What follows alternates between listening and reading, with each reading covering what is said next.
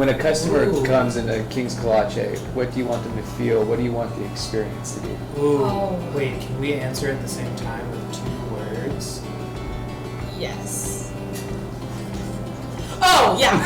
Yeah. We want people to feel like they're at a... We want to be throwing a party. We want to be like good hosts. We want to have people coming in here to have breakfast in a place that is generally, I think that's sometimes stereotypically coffee shops in Brooklyn can be very like cold and a little bit have the reputation of being like a little, surly perhaps, because it is early in the morning and everyone's coming in with their coffee. We try to do the opposite, and we're like, we just want to get to know people. We want to talk to people. We want to have fun talking to folks, figuring out what they're up to for their day. And at the end of the day, we're in the business of selling, wonderful pastries and, good coffee. I'm Sarah Morgan Ashe. And I'm Paul Ashe. And we're married to each other. We're married. We've been married for 10 years. Wait, yeah, 10 years. 6 months and 3 days and 13 hours and 10 minutes and about the seconds is variable. Yeah. I fell in love with Paul around the same time I was falling in love with Kolache. Yeah. Paul was introducing me. It was a not great sure way. Which is Just kidding. I'm just kidding. I'm kidding. But yeah. We kind of both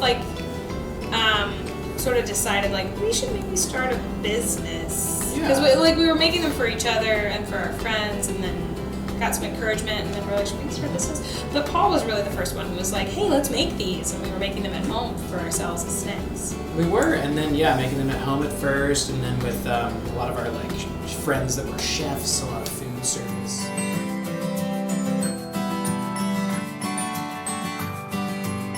We started doing food festivals, and then we got some really great press because it was right on the heels of the Cronut. So the Cronut was big, so New York was looking for the next big pastry, and there were legitimately there's no place in New York when we started to even have a Kolache, period. No place, and to this day there are still only 2 places in all of New York City that sell this. All of New York State, actually. All of New York State, and it's not a fad either. That was the big thing. Everyone was looking for this next Cronut fad, but the Kolaches have been around for since the 1800s. Since the 1800s. In the States since the 1800s. And they've been popular in Texas for since 40s, 50s. I think that we're unique in the fact that we started March of 2020, so right in the middle of the pandemic. We started... Right at the beginning of the pandemic. Sorry. Right in the middle of the chaos of closing down, restaurants closing down. And people were working from home, and they were coming up, and we just got to know everybody because they were coming up to the window. We were passing food through the window, so we got to know everyone. So that was kind of a unique way that we were connecting with the community.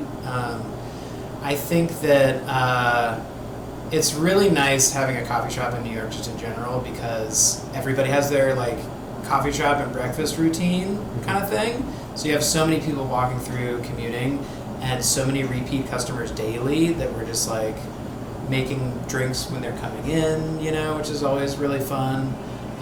I think one thing that is important to me, and I think to you too, is, you can never control how anyone feels, people are going to feel how they want to feel. However, when someone walks in the door, you can control how you approach them and treat them, and if you can offer someone some positivity and a smile as they're starting their day, it sounds grandiose, but I think it has the power to really change the trajectory of someone's day. I know if I start off the day and someone's like, hey, how you doing? I'm having a great conversation and a happy experience, and I have something delicious and different and inexpensive, reasonably priced, then I'm gonna spend the rest of my day starting from a high place versus starting from a place of this coffee's fine and it was kind of grumpy in there, or there's just nothing notable about it. So I came in here to get a coffee, and that's when I met Sarah. And I just hung out for 3 hours. I learned what a Kolache was, which is a Czech bun Apparently they're very popular in Texas, which I did not know.